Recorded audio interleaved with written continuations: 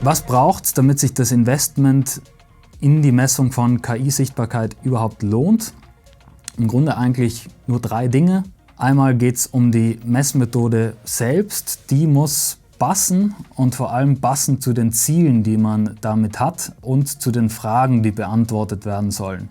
Also sowas wie allgemeine KI-Sichtbarkeit oder einen allgemeinen KI-Sichtbarkeitsgraph, wie man es vielleicht aus dem SEO kennt, gibt es nicht. Man muss sich vorab dann schon überlegen, welche Fragen will man eigentlich beantworten, welche Mitbewerber schaut man sich an, in welchen Ländern, was ist das eigentliche Ziel dahinter? Also will ich vielleicht in einem bestimmten Geschäftsfeld wachsen oder schauen, wie ich da aufgestellt bin zu einem ganz bestimmten Konkurrenten in einem ganz bestimmten Markt. Also da gibt es verschiedenste Cases, was da relevant ist. Und genau dazu muss auch die Messmethode passen, sprich die schaut bei jedem Projekt wirklich anders aus und die kann man nicht pauschal über alle AI-Search-Projekte drüber ziehen.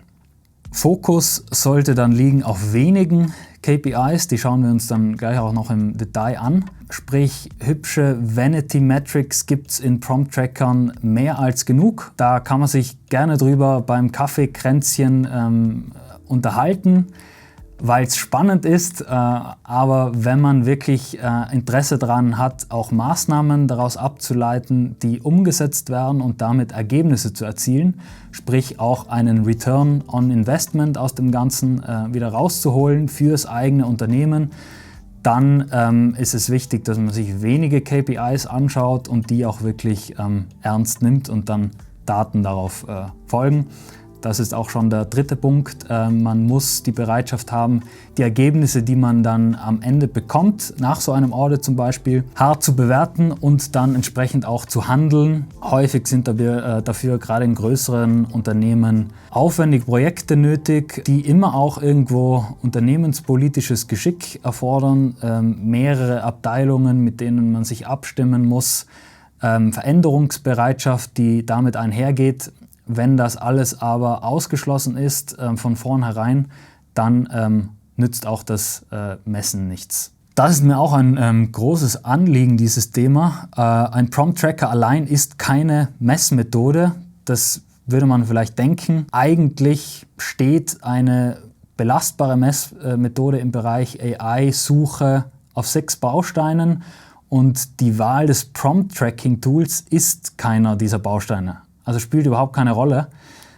Es geht um was ganz anderes. Zum einen mal ist es eben die Definition von Scope und Zielen, worüber ich gerade schon gesprochen habe. Das ist das Fundament, sprich die Frage, was wollen wir mit den Daten eigentlich herausfinden, die muss man sich zu Beginn erstmal stellen und klar für sich beantworten.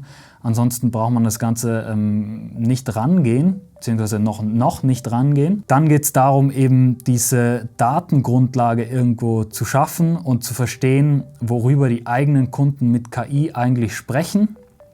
Und erst wenn man davon ein klares Bild hat, kann man sich dann darum kümmern, wie Prompts ausschauen sollten, die man sich dann im Tracking anschaut.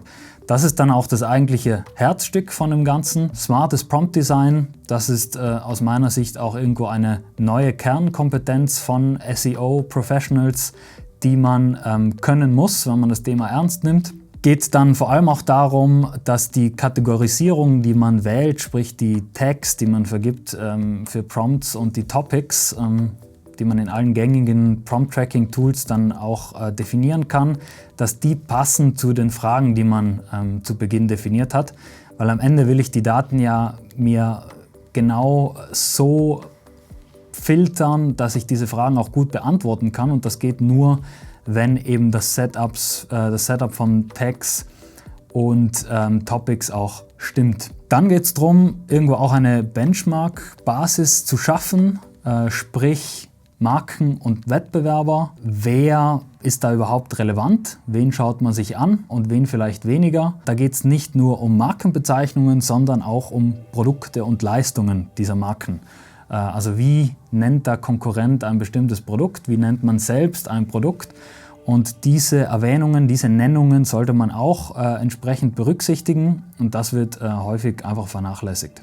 Wie kommt man jetzt zu diesen Daten, die so wichtig sind vor dem Start. Da eignen sich 3 Pools sehr gut, an denen man sich da bedienen kann. Ziel ist es einfach, Kunden zu verstehen, bevor man mit dem Messen beginnt. Und wenn man da noch Unsicherheiten hat, besser warten. Vorher geht es wirklich darum, die Kunden zu verstehen, wie KI genutzt wird im Kauf- und Rechercheprozess. Zum einen mal kann man sich an klassischen SEO-Daten bedienen aus etablierten Datenbanken.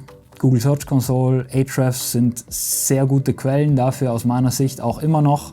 Und da geht es auf jeden Fall um Suchvolumen, Search Intent, Klicks, Impressionen. Das eignet sich sehr gut als Instrument dafür, irgendwo zu beurteilen, wo es schon bestehende Nachfrage online gibt und die irgendwo auch dann korrekt einzuordnen und dementsprechend zu priorisieren.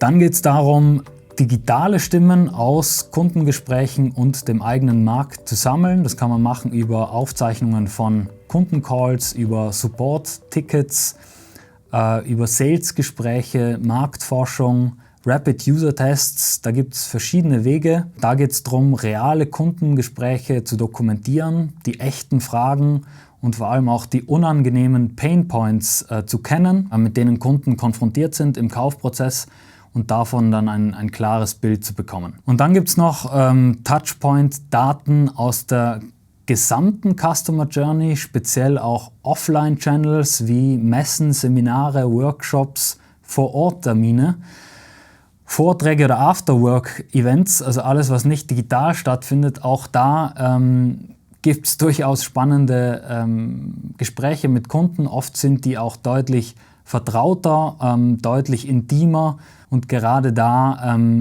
erfährt man dann oft auch, was die wirklichen Painpoints sind. Sprich, auch hier lohnt es sich, diese Daten zu erheben, zu dokumentieren und mit in das Ganze einzubeziehen, vor allem weil eben digitale Daten wie SEO-Daten das gar nicht abbilden können, was man in solchen Gesprächen dann erfährt.